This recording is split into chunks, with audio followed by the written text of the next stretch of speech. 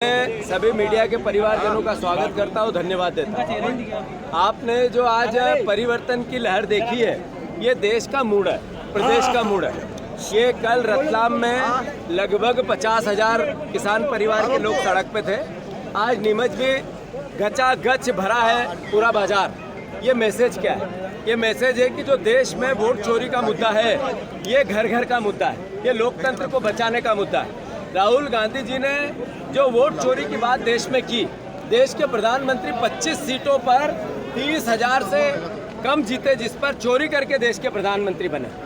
मध्य प्रदेश में भी कई जगह वोट की चोरी हुई है। ये सरकार ईमानदारी से नहीं बनी, लोकतंत्र की हत्या हो रही है, संविधान की हत्या हो रही है। इसके खिलाफ जन जागरण है, कोई चुनाव नहीं है अभी। मैं मध्य प्रदेश के निवासियों से आग्रह करता हूँ कि ये हमारी सरकार है मोहन यादव जी की, ये प्रदेश की सरकार है, इसका सम्मान है। हम विपक्ष में, हमारा दायित्व है कि सरकार को हम जगाएं। इन्होंने कहा था हम 3100 का धान का दाम देंगे, नहीं दिया। 2700 के गेहूं का देंगे, नहीं दिया। 6000 की सोयाबीन का देंगे, नहीं दिया। इन्होंने न यूरिया समय पे दी, न इन्होंने मुआवजा दिया।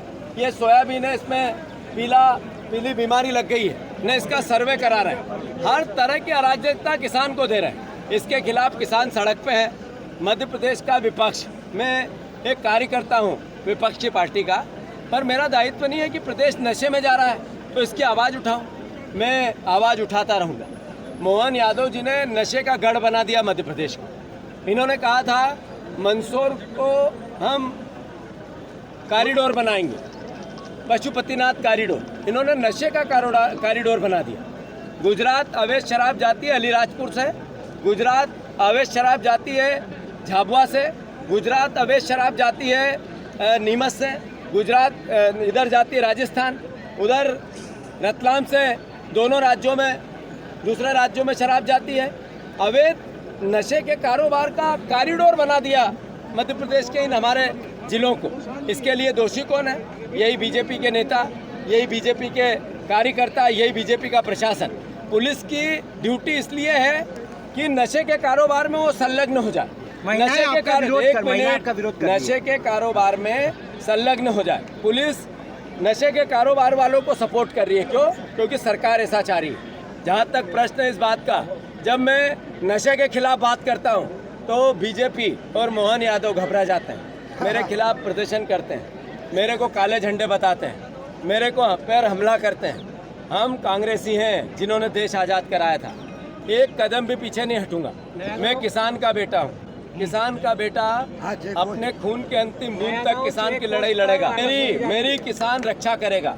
एक तरफ कहते हैं कि हमने जितने टोल है वो बंद कर दी, और अभी नया गांव के टोल पे जाओ, अगर आज भी अवैध वसूली नहीं हो रही हो तो मुझे बताओ। मैं नीमच वासियों आपसे पूछना चाहता हूँ, नया गांव टोल पर अवैध वसूली हो रही है कि नहीं हो रही है?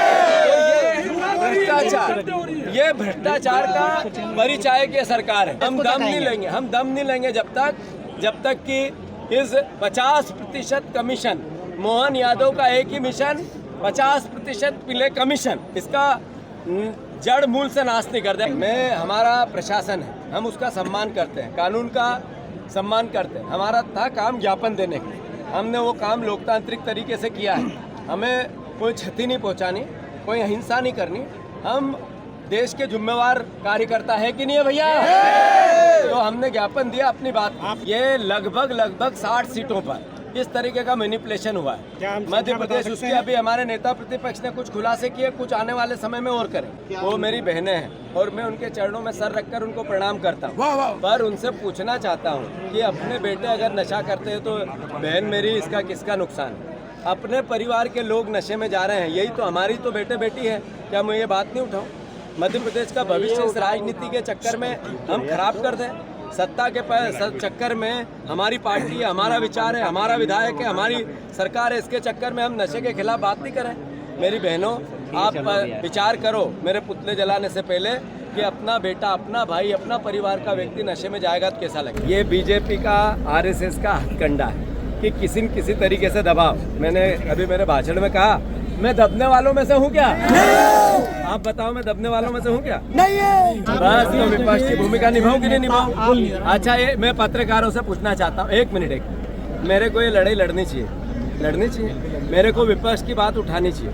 अगर ये हमले हो रहे हैं मेरे पे या मेरे पे पत्थर मारे जा रहे हैं, मुझे डराया जा रहा है, तो मुझे डरना चाहिए क्या?